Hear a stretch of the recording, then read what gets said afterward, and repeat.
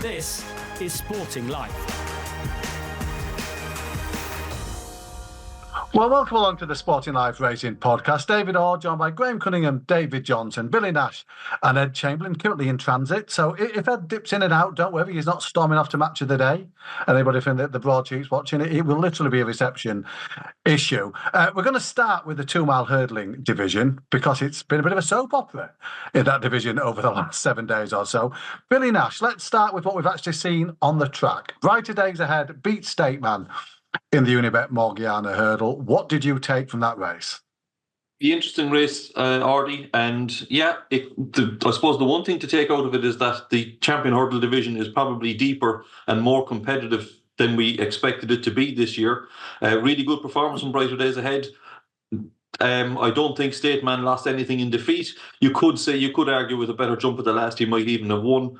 And, I saw your piece with Patrick during the week. He's fairly adamant that if they meet again during the season, that he thinks Stateman will come out ahead. The one thing I suppose I did take out of it is Brighter Days Ahead, although she is a genuine champion hurdle contender, I don't think she's going to run the champion hurdle, Ardy. Just listening to Elliot's comments afterwards. And, as I keep saying, trainers are creatures of habit. And the last time Elliot had a horse comparable to this one was Apple's Jade. And when he had Apple's Jade, she ran in the fighting fifth. For Elliot, she got beaten in nose. She ran in the Hatton's Grace the week after and she won it. 2 recognised champion hurdle trials. She was clearly of champion hurdle quality and she went and ran in the Mayor's Hurdle that season and the year after. And it was only in her 3rd year with Elliot that he decided to run her in a champion hurdle when she possibly was past her peak. So I wouldn't be at all surprised if that's what they do with this mare. I think they'll campaign her. She'll run in all those good races throughout the season, but I think when it comes to the crunch, they'll send her for the Mayor's Hurdle. Now, I suppose what happens in England will also have a bearing on that. We have the fighting fifth this weekend. We don't know what Constitution Hill, where he's at. So that might come into their thinking.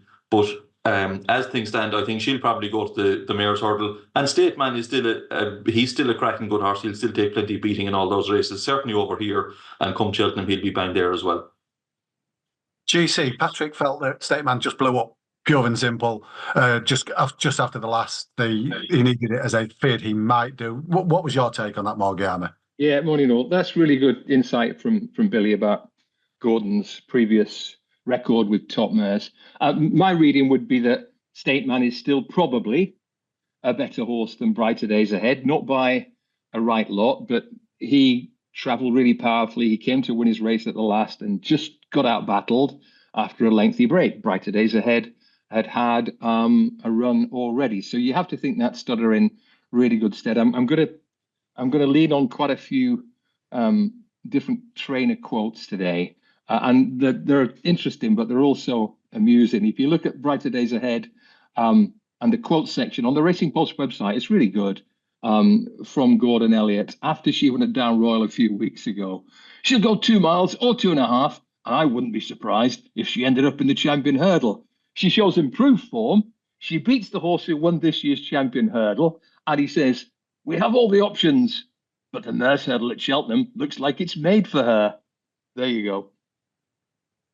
It truly is a great game, isn't it? And Ed, no further illustration of how great a game it is in the Constitution Hill bingo that we've been playing over the last few days. Friday, the market drift for the fighting fifth, confirmation for Nicky Henderson hastily put together video update from Ascot, confirming the horse was lame. A more upbeat bulletin on Monday that he might get to the Christmas hurdle. But first and foremost, how disappointed are you that he's not going to be at Newcastle on Saturday? Very disappointed, because I think it would have garnered an awful lot of traction. People would have been fascinated by how he would have got on. But we've got to get on with it now, Woody. I think everyone's absolutely sick to death of updates and what's going on. And I'd be keen to focus on who is running in the fighting fifth rather than who isn't, and just keep everything crossed that we see him in the Christmas hurdle. Whether we need those updates, I'm not quite sure, but the fighting fifth is still an interesting race. The one thing again about just going back to Brighter Days Ahead for a second, Audie, is that I'm very reluctant to start focusing on champion hurdles immediately after a race like that. One, it's a big race in its own right. It was a cracking contest between those two, and two, bring on their next contest, hopefully over 2 miles at Leopardstown, because for all that Patrick says that about Stateman, I'm sure he will come on for the run. She could be a lot better going left-handed, and she kicked a couple of hurdles out the ground as well. So I think she can get better too. So I'm more excited about another matchup and a rematch at Leopardstown than I am necessarily about looking forward to champion hurdles. Let's talk about Sergino now. Ed Arkelbeck looks to have done an early departure from the Wallet. He has made the switch to hurdling for the Fighting Fifth. You watch that win at Aintree as a 4-year-old hurdler, and he's going to have to hurdle more fluently, isn't he, his second season if he's going to be an absolute top-notcher? That's to me, Audie, about my beloved. Sorry, that's to David. Apologies.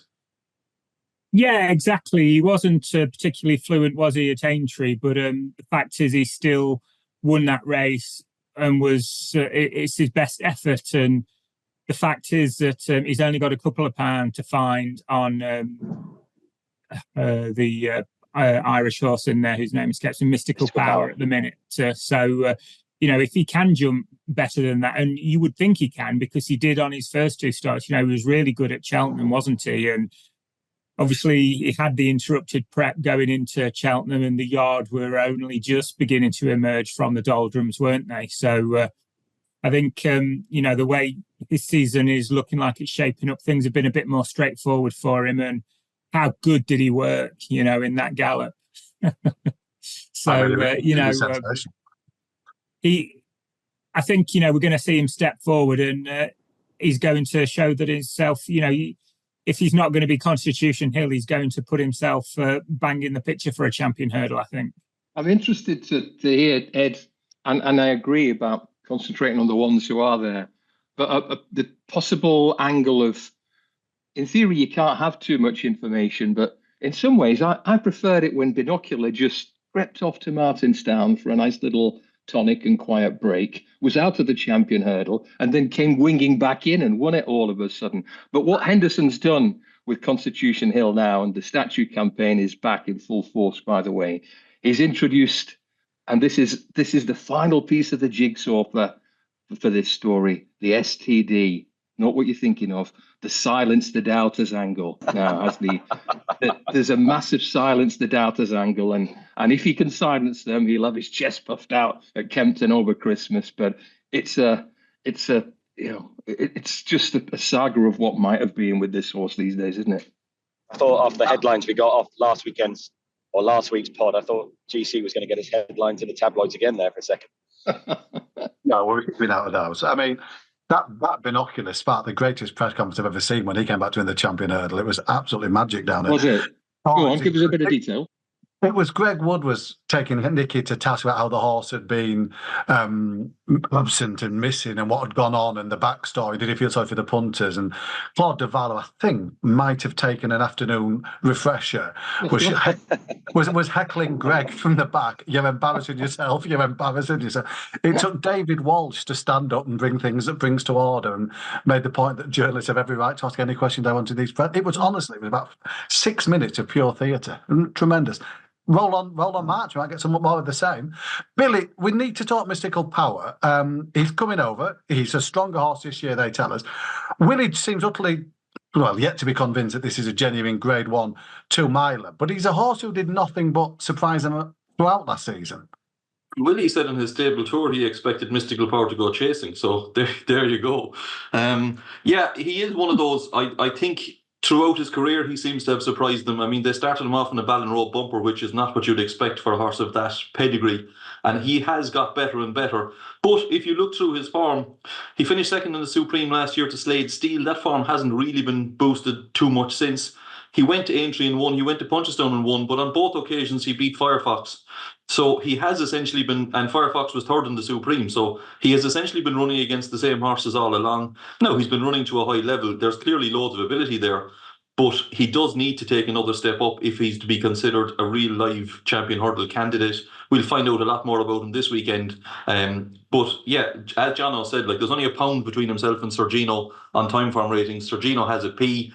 He's 4 from 4 over hurdle, so he's probably open to a bit more improvement. But the thing about Mystical Power is he does seem to, do it on the track, and he did improve progressively throughout last year. So there's a possibility there's more to come from him too. He finds a lot, doesn't he? Just when you think he's in trouble, he seems to kick in and find something extra. He's quite deceptive in that way. Yeah, and I'd say that's probably why he doesn't show much at home either. He'll probably work as well as he has to do, and then once he's enough done, he's that's him. GC, our new champion hurdle favourite, is Lossiemouth. Thankfully, over the Stoke Blues that ruled her out of the Morgiana. She runs in the Hatton's Grace this weekend. It's bizarre. New champion hurdle favourites now taking on the reigning staying hurdler and the best staying hurdler around in Teahupoo. I mean, what can she show us on Sunday, do you think? Well, I think it's a big day for her. Great news that bruise has cleared up quickly, because Teahupoo is, I think, ratings lads would back me up, I think, by some way, the best horse she's ever faced over hurdles. Yes, she beat some pretty smart males at Cheltenham, but after that it was, sort of fillies, Gala Marceau, etc. And Teahupoo's in a different league to those horses, with a rating, I think, in the low 160s, and a proven record in this race. Got the better of a great scrap with Empere Pass in this race last year. So I think she is that good, and I think she might just have the edge this weekend. But I think, if she can treat Teahupoo in the way that she's treated Gala Marceau and company, then we really are onto something. So the champion hurdle prices look pretty tight at the moment, but Sunday will be a real acid test of exactly how good she is. Well, for ITV, for the media in general, how refreshing to have a 2 mile division where all of a sudden, with so many questions and potential candidates for top honours, when things look 2 or 3 weeks ago quite stale. Yeah, it's better, isn't it? Particularly in Ireland. I think the weekend proves the cupboard has a few more options in it. I'd be a little bit surprised, personally, pleasantly surprised, if Lossiemouth runs at the weekend. Really? I'm not 100% sure she's going to turn up, but we shall see. And the Fighting Fifth has got a little bit more depth in it than recent Fighting Fifths that had long odds-on favourites in it. And I am a big Sergino fan, Audie. I tell you what a very nice touch is. The Donnellys, bless them, are going to give a percentage of any winnings from Sergino this season to Wellchild, my charity, which is a really lovely thing to do. And I can't get out of my head the way he beat Burdett Road last season. He was giving that Willie Mullins mare £7 at Aintree, and he was nothing like his best. The Henderson horses just weren't right at the back end of last season. So hopefully we'll get some fireworks from him, because, with Constitution Hill on the sidelines, we could really do with a strong domestic challenger to the Irish champion hurdle candidates. Good. Let's switch to the 3 mile chasers now. We had the John Durkan, which we thought was over 2.5, admittedly, which was last week. We thought was going to be the race of the season so far. And my goodness, it delivered, didn't it? What did you make of that Factor File Spillane's Tower tussle? Sorry, that's to you, DJ. Oh, sorry. Yeah, it was really a cracking race, wasn't it? And it sort of sets us up for the season to perfection, really. You've got, obviously, the established running really well in Galopin des Champs and Fast or Slow, a little bit below his best, perhaps. But obviously, the second season chasers really raising their game and setting it up. And I thought that race and the Morgiana, it was sort of almost like WWE scripting, in that, you've got the new kids on the block coming through and beating the older horses, but then how it just sets everything up so well for rematches later in the season. And I think, we've talked about the jumps racing being slow to get going and the ground, preventing us really getting the season underway. But, last weekend, it was absolutely fantastic stuff. Billy, it was 2 second season chasers fighting out the finish to that John Durkan. Factor File won at a time when Mullins thought the horses might need it. He wasn't particularly bullish about him going into it, but he's some prospect, isn't he? He certainly is, and you're dead right. He was surprisingly downbeat, I thought, about Factor File. He said in his Sporting Life column that he was he was hoping for a good run, I think was how he put it. Well, he certainly got that. It was a fine performance by Factor File. He didn't actually improve his time form rating massively to win the race. He was rated 166p going into it. He's come out with a time form rating of 170. But you can certainly see he's a 7-year-old. It was only his 8th ever start. The sky really is the limit, I suppose, with this horse. He can only get better, and there's just loads to like about him already. But look, I think every one of the top 4, or maybe even 5 in that race, emerged with credit. Spillane's Tower ran a huge race in second. Jimmy Mangan will have been delighted with him. Again, he's only 6. He's totally unexposed at beyond 2.5 miles. But, the fact that they're both owned by JP, we'll have to see whether he'll decide to split them later on in the season. Could Spillane's Tower drop back to a Ryanair? He certainly has the speed for it, if needs be. And then Galopin des Champs ran a huge race back in third. just to put it into context, he got beaten by Fast or Slow, obviously, in the race last year. He ran to a time form rating that day of 156. We have him running to 167 here, which shows, A, he ran a much better race, but B, it was obviously a much deeper contest. Now, that 167 is a low enough rating for Galopin Des Champs. He's regularly in the mid to high 170s around Leopardstown, where he is particularly effective. But I think they'll have been delighted with that. It was a really positive comeback effort, set a strong gallop, jumped really well, and was still in front just about at the last. So they'll have been thrilled with that. And even Fast or Slow, he was, as DJ said, slightly disappointing, didn't appear to have any excuses on the day, but wasn't beaten all that far. And it's always hard to gauge with a small yard like Martin Brazel, how well or otherwise the team are going. He's only had 2 winners this season from 35 runners, so it's a small sample size. They're probably, he's enough running to form to say they're in form, but they're probably not firing on all cylinders either. So I think he'll have been happy enough with that. And the talk about him being supplemented for the King George, I think makes lots of sense. I think the King George at Kempton would really suit him. GC, what did you make of Factifal being promoted to favouritism for the Gold Cup and Galopin Des Champs pushed out a little bit on the back of that John Durkan? I thought that was a little hasty. Like Billy, I thought Galopin Des Champs' appetite for it was still there, and we know how effective he is at Cheltenham in March. So I wouldn't be writing him down in any way at the moment. I'd be writing the other 2 up. The winner, Factifal, and Spillans Tower. Interestingly, a 10th Durkan for Willie Mullins. The first of the 10 was Florida Pearl, another horse who went straight from bumpers to fences and had a long and terrific career. So my initial reaction was, wow, 4 Grade 1 winners thundering down to the last together in the John Durkan. Let's have more of this. The more, these horses meet, the better for everyone. But they're likely to take slightly different routes over the winter period. But no, it's highly a positive for the sport that you've got the good young horses coming through to challenge the older horses.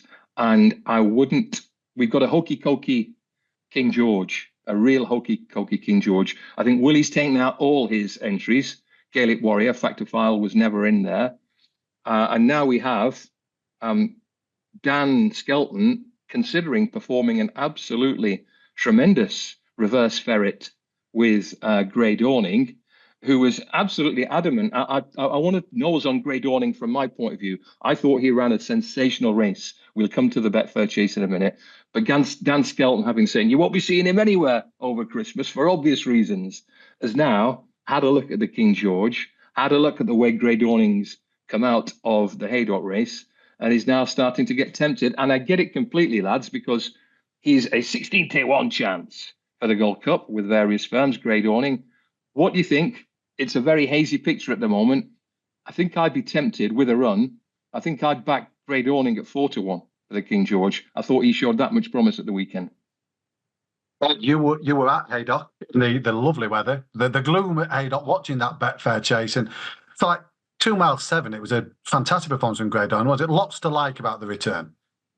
There's a lot to like about the weather from my point of view as well, because it meant a lot of people at home. We got a big audience watching the Betfair Chase, which was just what we needed after the previous weekend, particularly that Sunday and the sadness at Cheltenham. I thought it was a really good horse race. I really enjoyed it. You couldn't take your eyes off Harry Skelton and Grey Dawning. He was just so exuberant early in the race. Too exuberant, you could argue, the amount of time he spent in the air, but he was spectacular to watch. And then into the straight, you're thinking, when's he going to press the button? And I thought Royal Pagai's performance should be marked up. I was getting into the bottom of it particularly well. So he was very, very brave. Harry Skelton got a bit of stick off AP and Mick Fitzgerald after the race for going a bit soon. And I thought he was a little bit unlucky because he did miss the last. Whether he'd have hung on to win, I don't know, because he was clearly not holding on to a whole heap. It was just a really fascinating horse race. Brave Man's Game looked knackered after the race. It was attritional. It left me wondering, Audie, and I've wondered this before, and I'm sure you have too, at this stage of the season, when you see that field in the John Durkan over 2.5 miles, the Betfair Chase in November, 3 mile, 1.5, would 3 miles not be enough, do you not think, for the Betfair? And might we get a bit of bigger field with the modern way of things and the way trainers go about their seasons if the Betfair wasn't over such a grueling trip at this time of the year? because I think John Durkin is just the perfect stepping stone for trainers in Ireland. Oh, just on that subject of Harry Skelton pushing the button allegedly a bit early, just have a look down at the bottom left-hand corner of the screen, the split times. The last 2 furlongs was 17 point something and 19 point something. You know, both horses were very, very weary. And I just think there was a very, very limited amount of energy left in Grey Dawning. And even if he'd been weighted with for one run on the run-in, I don't think he'd have found much. Either way, I think he's a crackerjack horse. And I think the King George could be a really good slot for him. David, we do need to talk Royal Begal, another back-to-back Betfair Chase winner, another horse who that test at Haydock just suits down to the ground. Yeah, we've seen it down the years, haven't we? So many of these horses that just love Haydock, and I mean, it's slightly different to the old days with the the big drop fences that they used to have. Thinking the likes of the Last Fling and horses of that ilk. But Royal Begal has shown, similar to Bristol de Mai in this race in recent years. That well flagged up by you, David. Well done. Well, yeah. Softish ground suits him extremely well, doesn't it? And is obviously, he was a horse that this was going to be his cup final, wasn't it? Whatever Grey Dawning did, you always got the impression other races later in the season were going to be just as important to him, but not so Royal Begal. Whatever he does here, he's more likely to go backwards and forwards from it. And, I don't suppose Connections will mind too much, was it? It was such a valuable race in its own right from their point of view. And anybody that watches jump racing, a horse like Royal Begal, you can't help but really admire, because he's got all those admirable qualities that make you really like these jumps horses, just so brave and tough out in front. And how about Venetia Williams? When it pours down and Venetia turns up in that black hat that looks like it's been borrowed from the witch in The Wizard of Oz, she means business. And I think she had 3 runners on Saturday, didn't she? Marteto bolted up at Ascot. Royal Begal wins the Betfair Chase, and Fontaine Collonges bolts up in the last. So after a very quiet autumn, she just doesn't run horses when the ground's good or on the fast side of good. Bang, bang, bang, a big treble. It was a 100th Grade 1 winner for Ricci as an owner, 98 for Willie Mullins, 2 fire for Nisha Williams. But I mean, his interview with ITV afterwards, his appetite's still there, the desire, the drive. He just wants more. He's been a great supporter of the jumps game. Tremendous supporter of the jumps game. He's a larger-than-life character, like him or loathe him, but as you say, he has been a huge supporter of national hunt racing in particular. Obviously, he's had lots of success on the flat with Willie as well, but 100 Grade 1s is not to be sneezed at. But yeah, look, he has poured loads of money into the jumps game. He's got some tremendous horses. There's no need to name them all out because they're all very familiar names to us. But what the thing about Ricci is he keeps coming back every year. He's had lots of disappointments as well, but every year he keeps restocking. He keeps bringing on new horses. He's got lots of new ones for this season as well, some of whom we might talk about later in the bulletin. But he's 100 up, but it's 100 not out, very much so, because he's got lots of other bullets to fire this year. And national hunt racing needs the likes of him. I mean, we have JP and we have Jigginstown over here, but Ricci is and the Donnellys, they're probably the 4 preeminent owners at the moment, and without them, racing would be in trouble. So we need big owners like him. But remember when he first came through? Sorry, David. When he first came through, and who's this Ricci? I read a feature, and it was from a former colleague, I think at Barclays Capital, when he was in the financial world, and he said, well, all we know is he's bald and he gets shit done. But given his current look, I just now say he gets shit done. The wrist support he was wearing at the weekend as well. The first time I've seen him with one of those on to doff the cap. No need for coat for Ricci either. Nailed. Billy, just before we move on from the Staying Chasers, what do you think it was that made Willie Mullins saw when he looked at that King George that made him think, no, I can't win this. Let's take the 8 out? It's very interesting. Well, I think Galopin des Champs was never going to go there, because that's not the route. That's not the tried and trusted route with him. Factified, I was surprised wasn't in the race, because I think he's a horse that it would suit. I don't. I'm assuming Gaelic Warrior is going to stick to the 2 mile division. I would imagine that's the plan with him. Maybe that means there's something going on with some of his other 2 milers. We don't know yet. He could have probably put something else in the race. He has enough ammunition to run something else, but maybe he just didn't feel like just sticking one in for the sake of it, you know. So even his 4th or 5th best in the yard would surely go very close in the King George the way it is this year, Artie. But obviously he's decided he'd prefer to keep his Christmas at home this year. Who might come, Billy? Who might come? It's not expensive to supplement. It's still a possibility. Fast or slow is a consideration for a supplementary, isn't he? He is, Isn't there a chance? This is a guess on my part. Allaho came last year, favourite. That takes Paul Townend out of Leopardstown, you know. And I just think overall, Willie's not that mad about having runners in Britain over Christmas, logistically and staffing terms, etc. I just don't think the juice is quite worth the squeeze for him. And if you're taking your number 1 jockey away from a big day at Leopardstown, that's another key factor as well, I think. That's a good call, yeah. And he doesn't generally run, you know, he hasn't run many in the King George down through the years. Okay, he's won it once or twice, but it's not a race he targets every year. So, yeah, it's not a big surprise to me that he doesn't have anything left in it. David, let's have a line on Ballyburn, a winning chasing debut. Willie mentioned he might come to England. Clearly a pop at the Racing Post Novice Chase disappearing off the calendar in Ireland. I'm not expecting Ballyburn's second start over fences to be in England, but what did you make of his first, David? That chasing debut at Punchestown? Yeah, I don't think you could be anything but impressed. Could you? Just everything that you'd want in a chasing debutant, really sort of accurate at the vast majority of his fences, really enthusiastic. He's just got that such unique head carriage, hasn't he? How sort of so low and really driving forward as though he wants to attack his obstacles. And yeah, I think they'll have been delighted with that. And obviously that was over virtually 19 furlongs. So they don't have the 2.5 mile Grade 1 novice anymore, do they? Well publicised. So both options would remain open at this stage, I would imagine. But you certainly have no doubts about him coming back to 2 miles the way that he went through that. David, I'll stay with you about the Japan Cup and Auguste Rodin. No fairy tale ending to his career, but what a send-off he got from the Japanese fans and racing. I mean, you don't get that over here, do you, when a horse who knows retiring leads? You might get a round of applause around the enclosure at Cheltenham. That was a proper way to sign off. Yeah, it was. It seems to be a big thing out there, doesn't it? I think, we certainly had it last year with the really good Japanese horse, whose name escapes me. Equinox. Yes, Equinox. Yeah. And, obviously Auguste Rodin, this season has sort of petered out a little bit, hasn't it?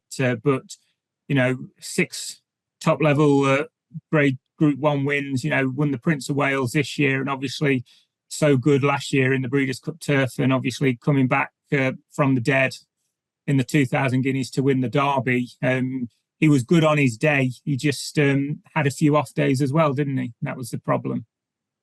GC, just in terms of that Japan Cup, good to see some of the horses we saw in action in Britain and Ireland over the summer running season, isn't it? Yeah, Shin Emperor and Duretsa as well. Shin Emperor went close in the Irish Champion despite a troubled run, and Duretsa, he ran in the Juddmonte International, didn't he? Yeah, I think he did. Yeah, he's better known as a horse for mile and a half plus. So not surprised that he should run well at the weekend. So no, that was a big boost for a couple of Europe's top Group 1s. But just to touch on something about Japanese racing, the way they've managed to engage fans with the adoration of the horse itself. Not a David Power Cup or anything like that, for all that those things have a place. They've got the fans to love the horses. And this is a horse who'd never run in Japan before. But clearly people knew he was by Deep Impact. They'd engaged with the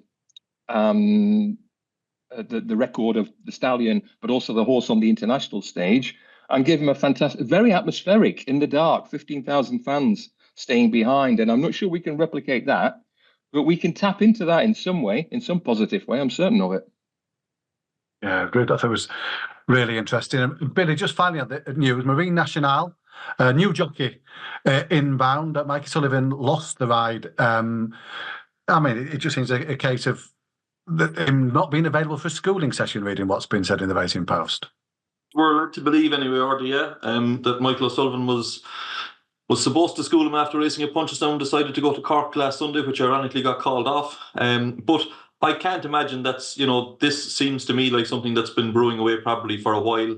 I would imagine it's not done on this just one particular incident. But look, Barry Connell has previous here. He doesn't tend to hang on to jockeys or our trainers for very long. So I'm sure, look, it was a mutually beneficial relationship. Obviously, they got a Cheltenham winner and a handful of Grade 1 winners out of it.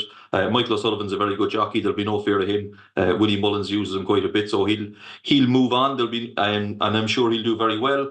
Whereas Barry Connell, I see he has already engaged the services of Sean Flanagan to ride Marine National next time. Sean Flanagan is a very well established, and he's loads of experience in those top level races. So a safe pair of hands, I suppose, if you like. So yeah, I'm sure things will move on there, and all will be fine, I'm sure. Let's start looking to the weekend then. And Ed, looking through the rearview mirror, I think you're on the M1 heading towards the M40, Newbury bound for a couple of days. M40, Audi. M40 at the minute. Well, you made very good progress. Must have been at Leeds very early. We're still selling mascots at about 1 o'clock this morning. It's a mad evening. Big charity. I don't discuss my charity work quite as openly, but a significant night and a load of money raised, to be fair. Maybe so, yeah. But no, you know me, JC. You know me. Ed, I think I might just literally have frozen up, Ed, as I was about to talk to Newbury. So I'll wait for Ed to come back into vision. Going to come up to you, GC. It's a big couple of days ahead at Newbury. Coral Gold Cup's the big race. But for Paul Nicholls, loads of young horses, loads of the young stars now being unleashed. It's a big week for Team Ditcher. Absolutely. By Sunday, certainly Monday morning, he'll know whether he's got handful of real A-list young horses or whether it's back to the drawing board. So multiple engagements for Colwell Potter. I very much doubt he'll take up his entry in the novices handicap from a mark of 150 odd. He could go in that graded race, but that would mean coming up against potentially Captain Teague and that really good bumper horse. Is he Regent Stroll? Yeah, he runs in the first on Friday. In the novice hurdle and various other good prospects. Also, I'm really looking forward to, we'll touch on the Nicholls angle again, I'm sure, looking forward in that good novice chase to see the Jukebox Man, who wasn't far behind Captain Teague in the Shallow, excelled when pipped in the Albert Bartlett, ran a belter in defeat at Aintree, and he just gives me the impression that he could really, be a very smart horse over fences. But wherever you look this weekend, some stables and some owners, trainers and jockeys, they're going to have a few bubbles burst and a few flags run up the flagpole for the big races because the heavy mob's out this weekend, I think. David, obviously money doesn't guarantee anything, but how much they paid to keep Regent Stroll at Doncaster, the dispersal side, clearly a lot of attention on him in that 2 mile novice hurdle. Did he strike you as being a particularly exciting prospect last season? I'll be honest, I don't know much about Regent Stroll. I didn't see much of him last season, so I'm going to have to hang back to somebody else on that one. Just noticing, he's yet another Fergie & Co. horse, isn't he? Yeah. How much did he pay for him, Dave? It was a lot of money, wasn't it? It was a lot, wasn't it? It was right up there towards what they pay for Colwell Potter. I think it was over 500, I think. Yeah, 660,000. 660, yeah. It's a dual bumper winner. It's significant. Fergie and them boys are giving it a right lash. That Spirit Dancer is going to have to keep winning big races to fund this project. Hong Kong bound as we speak, I believe, Spirit Dancer. You're back with us. How much are you looking forward to Newbury for these couple of days? Yeah, really looking forward to it. Always fun. This is where my career started out at Newbury back in the day, in my old holiday job on Hennessy Day. And we've got a nice day tomorrow first. John Frankham gets the Peter O'Sullivan Award. And then that John Frankham Novices Chase, which I heard GC talking about a minute ago, is a cracking start to our weekend. Captain Teague, the Jukebox Man, Johnny Who for the resurgent John Joe O'Neill, and Masaccio is rock solid for the McNeil family and Alan King as well. So that's a really good start. And I agree with you. Ari and the Jukebox Man must have a massive chance in that. The vibes for that horse are very strong. But yeah, it's a good couple of days. I don't think the Coral Gold Cup is far from vintage. It looks like a decent handicap chase rather than a vintage renewal of the great race to me. In terms of Nichols, it looks like Carlisle on Sunday, we're going to see Caldwell Potter over 2 miles. He schooled on Monday and he felt he showed a lot more speed than he was expecting. So he wants to start him at 2. So Carlisle on Sunday. He's well known for the price tag and the one that Elliott lost at that disposal sale that he wanted to keep. We say it every time. Something somewhere's got to buck the trend of the horses that went through the ring that day. Yeah, a bit of pressure on him. And I'm trying to think of the name of the horse Paul sent up to Carlisle the other week. Alif de Burle. He runs on Friday in the novice handicap at Newbury. Well, good that he's all right, but he came a right cropper. So no, I was a big fan of Caldwell Potter last winter, as you know, but we haven't seen him since Christmas, have we? Since he won his Grade 1 over Christmas. And I must admit, I'm a bit surprised to hear that he's showing sort of 2 mile speed, because he really looked the type of horse who'd come into his own over 2.5 plus when he was winning those decent hurdle races. It was an interesting interview, Paul. It was on the Betfair Ditchet Diary, where I don't think he's been showing great speed at home from what you're reading between the lines until these schooling sessions that have tempted them to start at 2. So Carlisle, an interesting starting point for him. David, we need to talk the long distance hurdle at Newbury on Friday. Langadang and Strong Leader, 2 of the best of the Brits, potentially in the division. Dan Skelton's worried again, stressing it's not Langadang's time of the year. What would you like to see from him on Friday? Yeah, it's very interesting, isn't it? Because they're very much of the opinion that he's going to develop into a stayers hurdle this year. But it's just a case of whether he's going to be able to be forward. I mean, Dan's insistent that it's not the case that they were running his mark down to get him down the weights, wasn't it? It's the case that he's a horse that's slow to come to hand. So that would be a little bit off-putting if you take that at face value, obviously, at this. And I mean, you wouldn't be convinced he's a definite thorough stayer at 3 miles yet, would you? So I think in terms of looking at him for his reappearance up to this kind of trip, based on how he's fared fresh in recent seasons, I don't think I'd be wanting to be weighing in at him at shortish odds, to be honest. GC, Strong Leader. Such a small field. Why such a small field? It's cut up badly, hasn't it, from the original 6-day entry? And this is a race that's been really kind to us over the years with Paisley Park and Champ and big fields. And I was a bit disillusioned when I saw only 4 runners this back. Well, it's a 2-runner race on the ratings, isn't it? If you've got Strong Leader 158, Langadan 160, and one Miro, Fergie and them boys 144, and Flight Deck 132. So if 4 means anything, it's only the top 2 that matter. Yeah, disappointed turnout for that. Some people disappointed with the Covell Gold Cup turnout as well, Ed. It's 16 at this stage. We're waiting between the final declarations, obviously, on Thursday. What's on the Chamberlain shortlist for the artist formerly known as the Hennessy? It's wide open. It'll be a decent betting race. I think it's 5-1 the field, isn't it, at the minute? I reckon we might only get 12 or 13 in one of our marquee handicap chases of the season, which isn't great, is it really? And there is a shortage of that second season chaser that makes Hennessy's of old so exciting, plus Irish Raiders. It hasn't really got that this year. And you look at it, Audie, and you think the role they're on, obviously Colonel Harry fits that category for sure, but you'd be brave to take on Venetia Williams at the moment. I like Victorino's profile for the race, and if I was to have a bet at the moment, I think he might be one. And her strike rate, as GC touched upon there, is fierce at the minute. Really is outstanding. Those pesky Mullins and de Bromhead teams, Billy, seem to be having a look at the race. And Henry's horse, the Cheltenham winner, I mean, the time form race comment at the time on that report was something like it would be very interesting in a race like the Covell Gold Trophy. So he's heading here now. What do you make of the Irish Raiders? First off, I mean, 16 entered in the Coral Cup. What is going on, Artie? 16 entered, 12 UK trained horses. That's disgraceful, really, for this time of the year, I would have thought. But yes, the Irish Challenge, there could be as many as 3 turn up in it.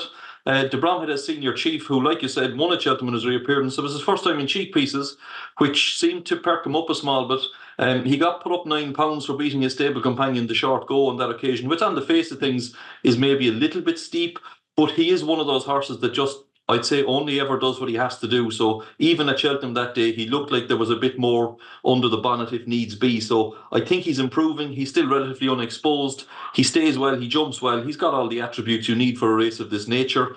Eddie Hartley's horse, Grandero Bello, has been a little bit difficult to train. We only saw him once last year, but he did win in his reappearance at Galway. That was a competitive race, not as good as this one. But again, it doesn't have too many miles on the clock. If he doesn't bounce, that was his first run back from a longish absence, he'd have a squeak. And the Mullins horse, Horanso Dairy, who I'd say is fairly well down the pecking order in Closutton, but he is very fit. He's been on the go throughout the summer, and he has improved for the step up to 3 miles recently. He was second in the Kerry National to Flooring Porter. He was second to Real Steel in the Munster National. So he goes there like fighting fit. He'll be as fit as anything in the race. He's got a chance, but a mark of 149, there's probably not much juice left in that. So of the 3 Irish ones, I think Senior Chief has the best chance. I'd agree with Ed. Like Victorino is top of the time form ratings just from Gallia de Lito. The two of them would seem to have obvious chances, but the headline here is just the lack of runners. I mean, I can't ever remember a Coral Gold Cup with such paltry numbers in it.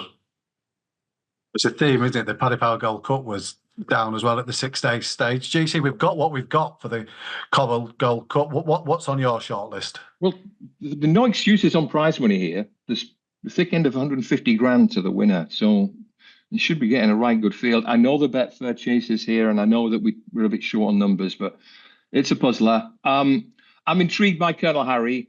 For all that it's not as deep a race as it used to be, you still generally need a pretty progressive horse, and he has a very similar profile to the horse Jamie Snowden won this race with last year. That's All Right, Gino. So he should be open to improvement. First time at this extended trip, and I don't know how well handicapped he is off 148. But this horse of Noel George and Amanda Zetterholm's a French raider, General en Chef, seems to have some pretty smart French form. And his trainer, or one of his trainers, Noel George, said that he's a real bridle horse and he expects him to come there swinging 2 out, and then we'll see what happened. But a horse in the 140s with grade 1 place form in France adds a bit of spice to the handicap. Definitely add some spice. David, does it add enough spice to put him into your shortlist? Well, the one that interests me is Gallia de Lito. I think is really interesting listening to Dan Skelton talk about her, and it does sound like it's something of the plan sort of over the summer. It was a case of we'll get her ready for this, and that's certainly what that reappearance run at Carlisle smacks of. I know she went off a shortish price, 6-4 shot in that race, but the trip there, 2.5 miles on only good to soft ground. I don't think those sort of conditions were ever likely to play to her strengths. Remember, she ran a real good race in a long distance chase at Warwick last winter. And even in the Grand National, she showed up really well for a long way there, didn't she? She possibly didn't quite stay in the National, having made quite a big move into contention. I just think softish ground, 3.25 miles, you can make the case and ask the question, is she miles ahead of her mark? And she probably isn't. But then, as others have already suggested, this doesn't look a deep race. Even the second season chasers don't look as though they've got loads in hand necessarily. So I think Gallia de Lito, she's going to go from somewhere near the front. She's a sound jumper. She'll give you a real good run for your money in double figures, I think. Maybe Dan Skelton's looking for a double dose of Coral money here, because he's got the Coral Gold Cup for the weekend, and then she's in the Coral Welsh National over Christmas, isn't she? So maybe he's got a plan for this one. Yeah, I thought she's just about favourite for that, isn't she? Massive entry for that revealed on yesterday for the December the 27th. Billy, let's talk about Fairyhouse. We've touched upon that Hatton's Grace, obviously the Tiapu v Lottymouth class, loads of other fascinating runners. We might see Romeo Coolio in the Royal Bond. We've got the potential of Firefox in the Drinmore, Willie de Hurl for Willie de Mullins, who's 5 hurdle favourites in there. There's loads of stuff to get started. It's a fascinating time of year. It's a cracking weekend. Unfortunately, like we spoke about, the Hatton's Grace has caught up, but it's still a really interesting contest. But yeah, the supporting races are fascinating. The Drinmore for me is the one that I'm really looking forward to, and the Drinmore has, it's a grade 1 novice chase, but because it falls at this time of the year, you have horses that are the likes of Hartwood, who was top on time form ratings, and Pinkerton, who are no longer really considered novices. This is the last weekend they can run as novices. And it does add an extra little dimension to the race. Heartwood is nicely cleared on time form ratings. He won the Leopardstown Chase last year off a mark of 136, I think, and he beat Corbett's Cross on his reappearance in a 3-runner race at Wexford. Now, he was getting plenty weight, but that's still quite a decent performance, and it sets a really good standard for some of the novices to come up to. He takes on Pinkerton, who won the Galway Plate. You've got Gordon Elliott, She Could Be Anything, who's won her last 4 over fences. And then you have the likes of Firefox, who was so impressive on his chasing debut. You know, he's the kind of up-and-coming novice in the race. But like I said, Heartwood sets a really high standard here. I think he's going to take an awful lot of beating. The Royal Bond, hard to know exactly what's going to run. Elliott has Wingman and Romeo Coolio in the race, and Cashildale Lad. All of them have won their most recent start. Willie's got 4 in it, but with the possible exception of Bellaccio, I couldn't see any of those really figuring amongst his best novice hurdlers as the year progresses. Very interested to see how Willie de Huel gets on in the juvenile hurdle. Unusually for an ex-French horse, we actually have a line to his form, because when he won first time out at Compiègne, I think it was, the horse that finished 4th to him, It's Bilbo, has gone to Henry de Bromhead, and he won a maiden hurdle at Punchestown last weekend. So that form looks fairly decent. Willie de Huel finished second to Nietzsche Has on his second start, I believe. He's coming to Chepstow after Christmas for their juvenile hurdle before he gets sent off to stud. So the vibes have been very strong about this horse. Like you said, he's Triumph Hurdle favourite already. So it'll be really interesting to see how he gets on. He should win. Looking at the race, I'd be disappointed if he couldn't win that one. And then look, some of the other races, competitive handicaps, a couple of the bumpers, I'd say keep an eye on them, because usually those bumpers at this meeting tend to throw up a good horse. So all in all, another very exciting weekend's racing in Ireland, and hopefully we'll see some Cheltenham clues emerge. Yeah, loads to look forward to on both sides of the IBC. And that's us done for another week on the podcast. Thanks to GC, to Ed, and magnificent work on the Wi-Fi, or however you've got through. Held out just. Without a drop-off. That's been tremendous. To Billy. Especially as he was driving as well.